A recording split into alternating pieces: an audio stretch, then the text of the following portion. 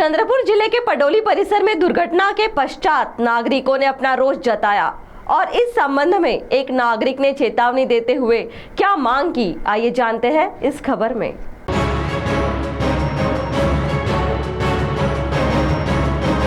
बीते मध्यरात्रि को चंद्रपुर से कुछ ही दूरी पर स्थित पडोली चौक परिसर में एसटी महामंडल की एक बस ने एक खड़े ट्रक को जोरदार टक्कर मार दी, जिसमें एक व्यक्ति की दुखद मौत हो गई तथा कुछ यात्रियों के जख्मी होने की भी खबर सामने आई।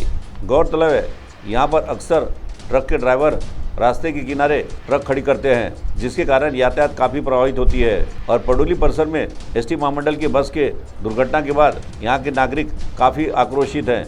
इसी दरमियान एक ट्रक जब रॉन्ग साइड आ रहा था, वहाँ के स्थानीय नागरिकों ने ट्रक के चालक की खबर ली। वहीं इस परिसर के नागरिक आरोप कर रहे हैं कि यहाँ पर महामार्ग पर जो राख पड़ी है उसको वहाँ से उठाने की भी कई बार मांग की गई, मगर इस ओर भी दुर्लक्ष किया गया। तो आइए सुनते हैं इस संदर्भ में स्थानिक नागरिक ने क्या चेतावनी दी। 2 दिवसा अगोदर पडोली चौकासमोर 500 मीटरवरच बोरवा या ठिकाणी सुशीलाबाई रामचंद्र मामिडवार कॉलेज आणि बीफे फार्मसी हायटेक कॉलेज असलेल्या ठिकाणी चड्ढा कंपनीचा बल्गर टँकर पलटी झाला होता।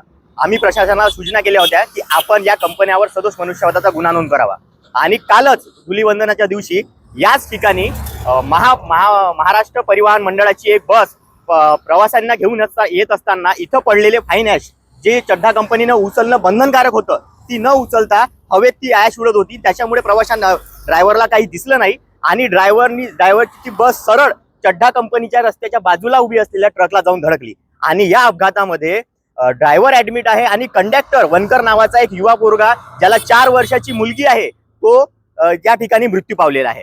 प्रशासनाला आमची विनंती आहे की आपण लवकरात लवकर चड्ढा कंपनी आणि डीएनआर कंपनी जे अनधिकृतपणे रस्त्याच्या कडेला आपले वाहन पार्क करतात त्यांच्यावर दंडात्मक कार्यवाही करा आणि त्यांच्यावर सदोष मनुष्यवधाचा गुन्हा करा, अन्यथा आम्ही जनता, चंद्रपूरची जनता या ठिकाणी रास्ता रोको आंदोलन करणार। साथ ही इस मौके पर पडोली पुलिस स्टेशन के पुलिस निरीक्षक योगेश हिवसे ने बीती रात एसटी बस तथा ट्रक के बीच हुई दुर्घटना के संबंध में जानकारी दी।